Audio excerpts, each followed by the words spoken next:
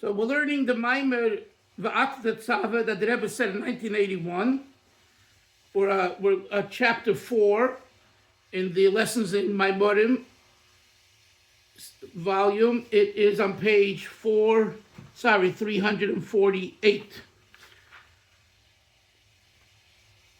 I'm going to read the summary on 347 just to bring us up to date. Moshe functions as a shepherd of faith, sustaining and nurturing the faith of the Jewish people. Although the Jewish people have inherent resources of faith, it is possible for the belief to serve merely as an encompassing force and not be internalized within a person's conscious thought processes. By fostering and nurturing the faith of the Jewish people, Moshe enables them to internalize this potential. The designation of Moshe as a shepherd of faith applies not only to Moshe Rabbeinu himself, but also to the extensions of Moshe in every generation. In every generation, there are spiritual leaders who perform the same functions as Moshe, strengthening the faith of the Jewish people. For example, our sages equate Mordechai with Moshe, for he performed a parallel function.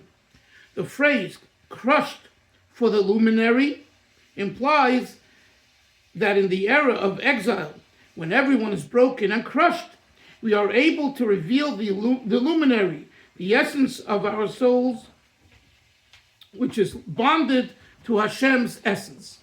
It is necessary to understand the connection between the interpretation of the phrase crushed for the luminary and the explanation found previously in the Maamar entitled V'kipul HaYichudim, that the function of Moshe and the extensions of Moshe in every generation is to sustain and nurture our people's faith, enabling it to be internalized.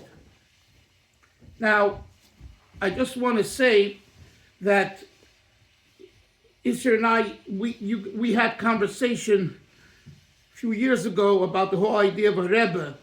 This Maamar, Isser, is the Maamar that really plugs into that issue. So the better you learn it, all of us, but you'll understand what a Rebbe is, and then you'll have clarity how to choose, what to choose, etc., etc. I'm just saying that this is all about a Moshe Rabbeinu. Now, if you're going to ask me, do the Shlonim Chassidim, do the Satmar Chassidim, do all other Chassidim agree with this? I would say probably not, and some, yeah. You understand? I mean, the Rebbe makes certain, not assumptions, but certain statements here that are based on the Alter Rebbe's Tanya, chapter 2. So, the Satmar Chassidim they are great-great-grandchildren of the Mittler Rebbe, of the Alter Rebbe, and they learn Tanya too. So it would follow that if that's your shita, then this would be the case. But in practicality, I don't think that they believe that today, or they follow that today in their ethos. So again, now what if someone comes from Reb Melech, and other lines of Talmidei Hamagid, So you would have to see if in the early writings of the Chernobyl, for example, and a Mendel Vitebsker, the Pri Haaretz, and going back, do they have similar ideas? And if they do, then it would follow. And by the way, the Alter Rebbe was a makabel of the Maggid, just like the Chernobyl, Reb Nochem, and the others. So Oslonim comes from Lechovich, right? The Lechovitcher. And Lechovich was a Talmud of Avram Kalisker. Avram Kalisker was a Talmud of the Maggid, from the older Talmidim, etc. So what I'm saying is that 250 years later now, a study would have to be done to A, identify who's who, B, identify if the who's who today is following the Shita of their ancestor back then, and if not, why not? Etc., etc. For example, the argument that many other Hasidim have to Chabad is, why don't you wear shtreimel? Why do you wear a hat down? And the answer is because the last Lubavitcher Rebbe wore a hat down. And we are Chassidim of the Rebbe, so we wear a hat down. We don't wear shtreimel. You know what I'm saying? So the counter argument is, but your ancestors wore shtreimel. Now the fact is they only wore shtreimel in Lubavitch, in the city of Lubavitch, in the hub. Okay, so isn't the hub 770, Crown Heights?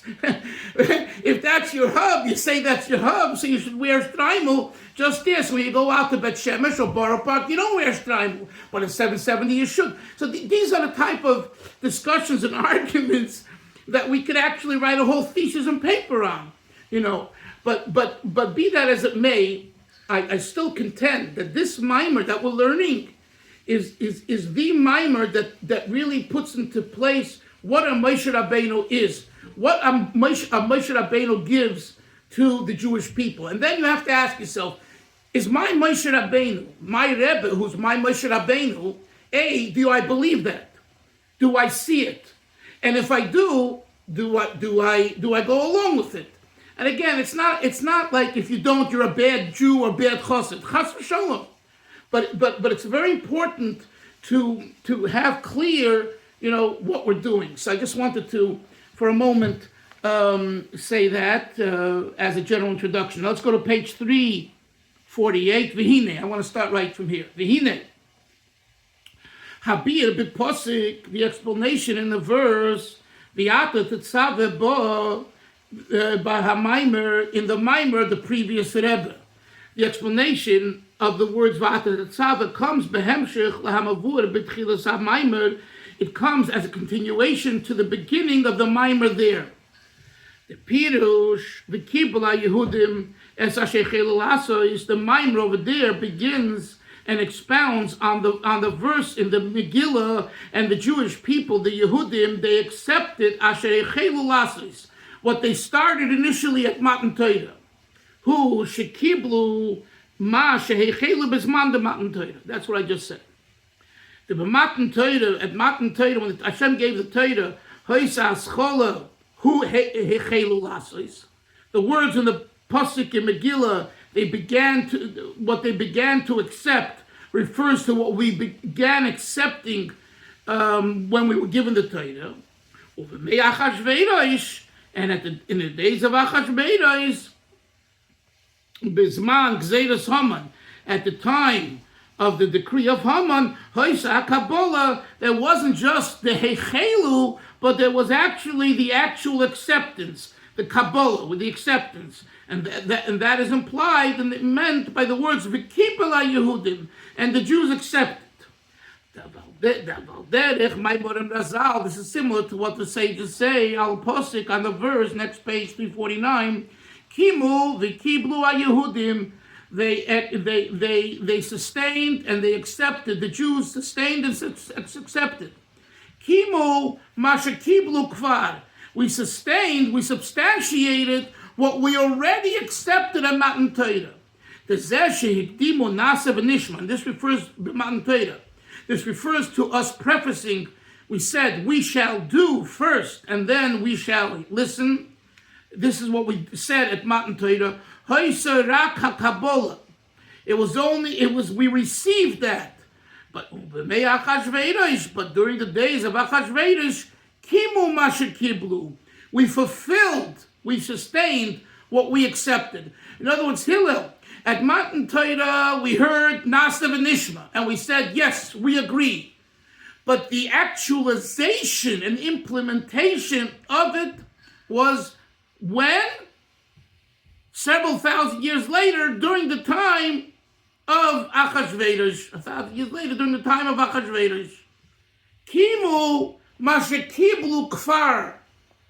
That they already, the word kiblu means accepted, received. It means that they heard and they agreed, but they yet didn't do. When did they do it? When did they do it? At the time of Achashverosh, because there was a decree and either do or die, and they said we're ready to die. and Mordechai gathered the children, they did the psukim and everything. That was actually the actualization of the idea. Vata. And he says, Umedayik ba Maamar. So in the previous Rebbe's Maamar, he punctualizes, meaning he emphasizes and questions. This is a wonder. At the time of Matan Torah, we Jews were at the ultimate elevation. Next page. At that time, we had the highest level of godly revelation. In brackets. The Neisel was there, Shagam Kaitam Matan Torah, Giluyim, Nailam, B'Yoyis, in addition to the fact that even before Matan Torah, there were great revelations. Hagilu Shoyshim B'Tzi Yisrayim. For example, the revelation that we had when we left Egypt, or specifically when we split the sea, nevertheless, the revelation that we had when the Torah was given, was even a greater revelation. Yet, when the day of the Achashverosh, we were the ultimate descent, right? As we know, we went to a treif party and all that. We were not great guys. The Neisif, at least Lahelam Vayhester Shebechol Golus, in addition to the fact that in any kind of Golus, exile, there is concealment, the Chol Golus will be Golus Mitzrayim. Every Golus is analogous to the Golus of Egypt, and just as by the Golus of Mitzrayim it says, Moshe, the Yidden didn't listen to Moshe. From shortness of breath, or avoid the kosher from hard labor. Next page, 351. So too, who b'chol Golus, it's true in every single exile. There are many trials and tribulations in regard to studying Torah and doing mitzvahs. And nevertheless, even though we were in Golus and godly revelation was not there at the time, specifically Chazal say that during the decree of Haman, the decree was the concealment of godliness was even greater. Nevertheless, at the time of giving the Torah, when we were at the ultimate of elevation, he said, it was just the beginning. But conversely, the time of the decree, was when we were at the ultimate low. Specifically then,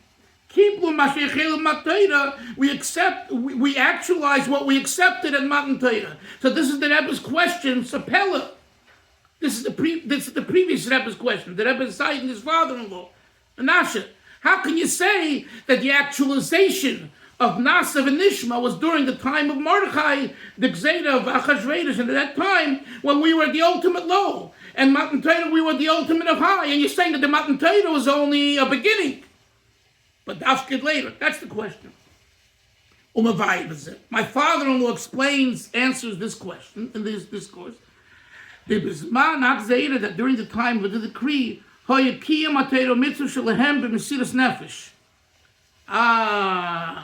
whatever they did during the Gzeda of Haman was done with self-sacrifice. During the Matan Torah, Menashe, you didn't need to have self-sacrifice. Godliness was revealed. Everyone was a good boy. Everyone was following. The time of Haman, time of Achashverosh, when godliness was not revealed, and we were at an ultimate low. And nevertheless, when Mordechai comes along, we go with the marching orders, and we know that we might be killed, and we don't care. We have Mesiras Nefesh. Hashem says, that's why that is the ultimate actualization of Matan Torah. Specifically when there isn't godliness revealed. Specifically when it's difficult, and when there are challenges. When there's an October 7th, and when you have all these questions, and then you follow. Like I told you the story of the famous Chassid of Shmuel Garadi of the 5th Lubavitcher Rebbe. He was a very big salesman, a very big businessman. One of his businesses was the logs. And one day they came to him and they said to him, Shmuel, your Rebbe gave you a bracha to invest in the business of the log business, sending the logs down the river. guess what? A big flood came, hurricane, whatever, and everything got ruined. And they asked him, Shmuel, you're still a chassid of the Rebbe Marash who gave you that bracha? You know what he said? Only now am I a chassid of the Rebbe Marash. You hear that, chevre? Until now, I was a chassid of myself. What made me feel good is, sir, that's the type of chassid I am. When I'm turned on, I'm a chassid. But when a Rebbe gives a bracha, and the bracha doesn't materialize in the way that you think it should materialize, and here you lose all your money, and you say, I'm a chassid. Not I'm still a chassid. I'm now first a chassid. I haven't been a real chassid till now. That's a chassid. So the same thing over here. Dafke when there was concealment of godliness in the time of the Gzeira, when it's dark and dingy, and you can easily say, I don't need you, I don't want you, I don't want this on. That's where you see the strength. Let's back into the text. The next page. In addition to them having self-sacrifice. Not to deny, God forbid, the existence of God, Hashem, as explained in the Alter Rebbe's Sefer Torah, if the Jews at the time would have rebelled against their religion and said, it's all baloney and I don't need this and I don't want this, guess what? Nothing would happen to them. The Greeks wanted one thing. What did they want? The Persians, the time of Achashverosh, they wanted one thing, just rebel. The decree was only over the Jews. But if you renounce your Judaism, they weren't going to kill them. Right? It never entered machshavas chutz chas v'sholom. It never entered their mind what he calls an outside, an external thought to leave Judaism, Yiddishkeit, and deny chas v'sholom God. They had self-sacrifice, mitzvahs, and that faith-based belief with mesiras nefesh, with self-sacrifice, was expressed through their actions of studying Torah and doing mitzvahs. Next page, 353. Shehikilu kilas barabim. Mordechai went around gathering people and children in public. Lilmed Torah b'mesiras nefesh, to study all together Torah with self-sacrifice. V'yisayded as mesiras nefesh shalohem, and the arousal of this self-sacrifice. Mordechai Yehudi was through Mordechai the Jew. Moshe Shebedayre, who the Medrash says is equivalent to Moshe in his generation. And now we understand. Yichudim is a chesed. The verse in the Megillah, the Jews accepted what they actualized what they accepted in the beginning. The Matan Torah, that's why Matan Torah was only a beginning. It was Kabbalah, but the actualization of that was during the time of the decree of Haman. The Rebbe is repeating it in the point by having self-sacrifice and actuality. The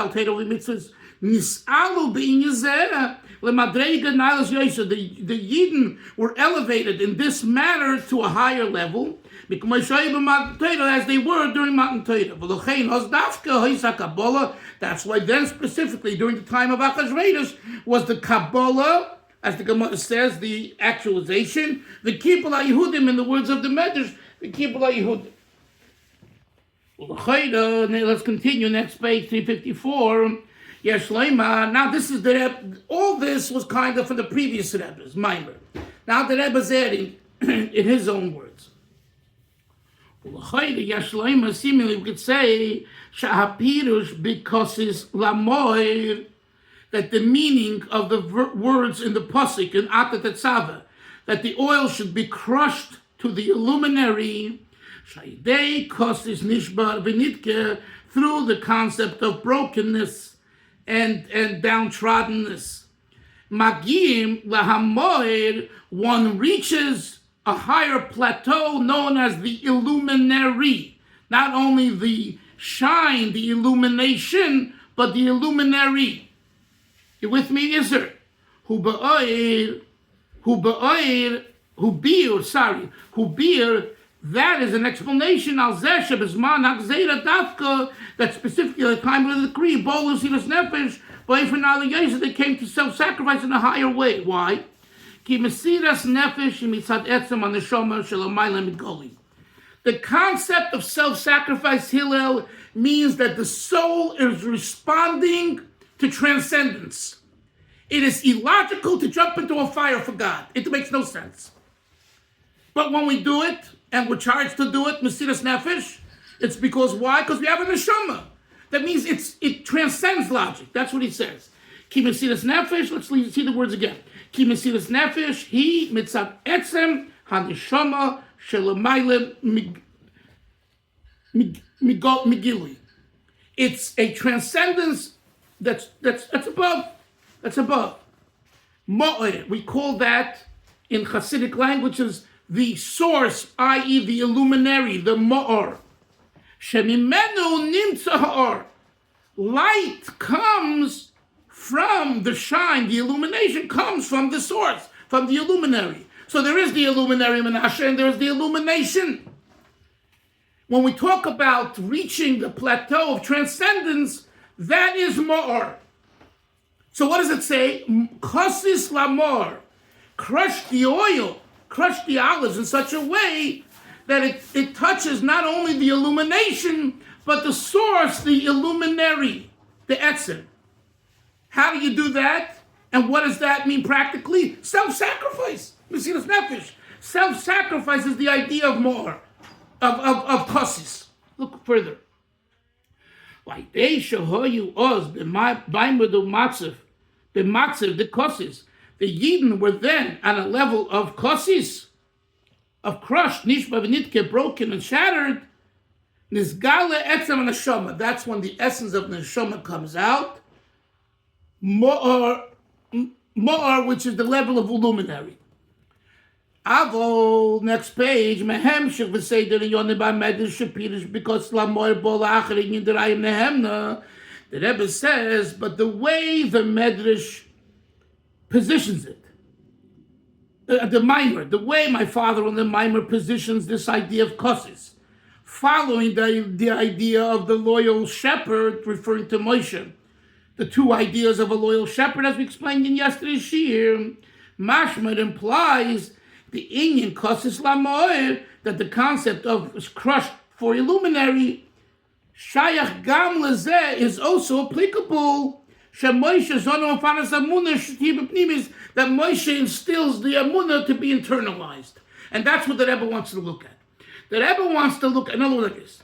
In the previous Rebbe's Maamar, we see a clear connection between self-sacrifice and illuminary and more. The Rebbe says that's true, but if you see the trajectory of the Maamar, my father-in-law, he says, speaks about that after the thought that Moshe is the loyal shepherd and what it means to be a loyal shepherd. So the Rebbe says, if so, there must be a connection between point 1 and point 2 and 3. And that's what he's going to tackle in the next paragraph.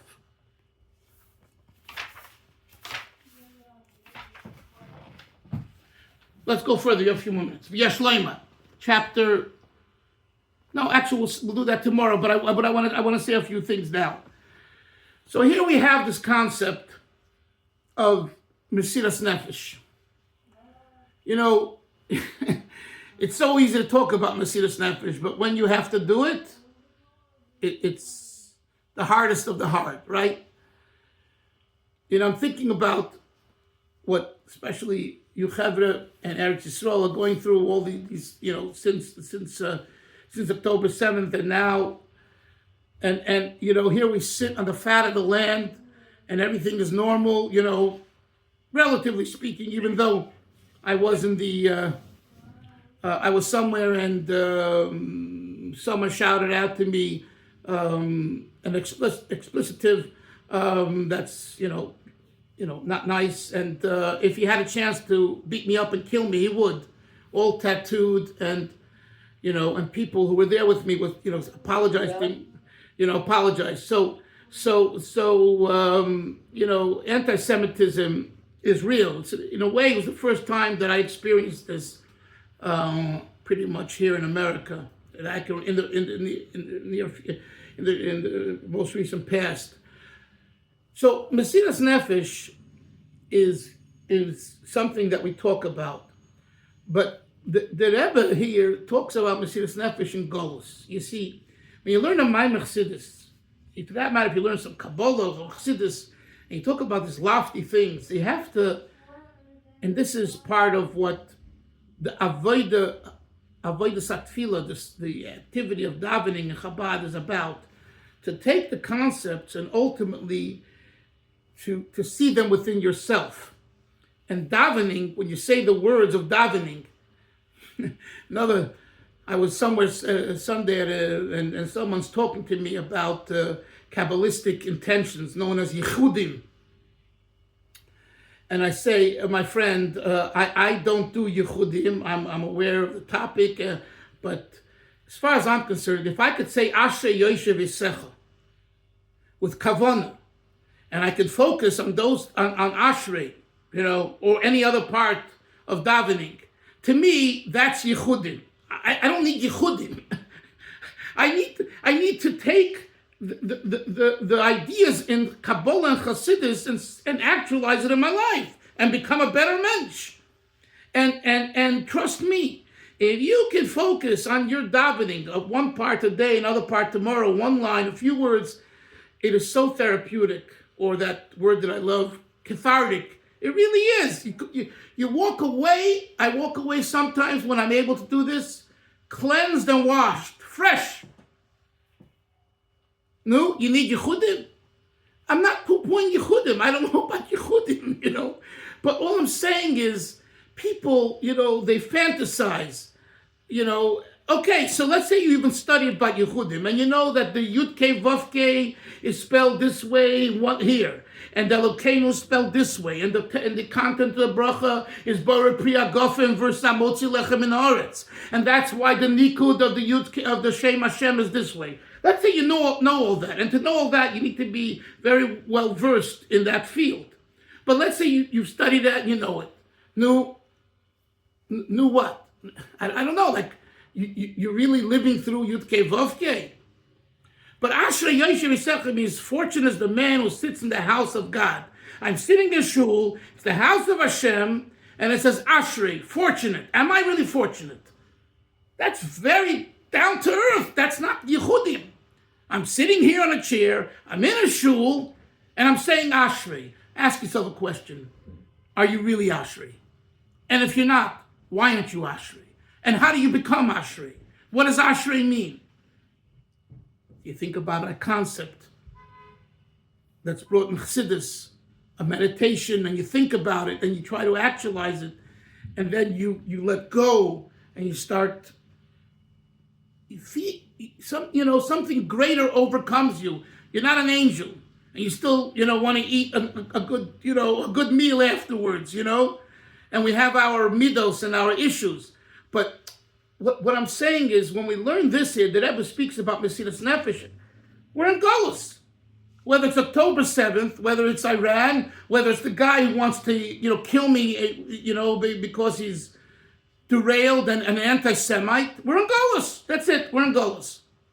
So how do you get out of this Golus? It says the Rebbe Mesiras Nefesh and connecting to a Moshe Rabbeinu. Because Moshe Rabbeinu instills something greater than yourself in you, and that can schlep you out. And we'll continue that in the rest of the Maamar in the next coming Yichudim. So I deserve all the best. Bye-bye.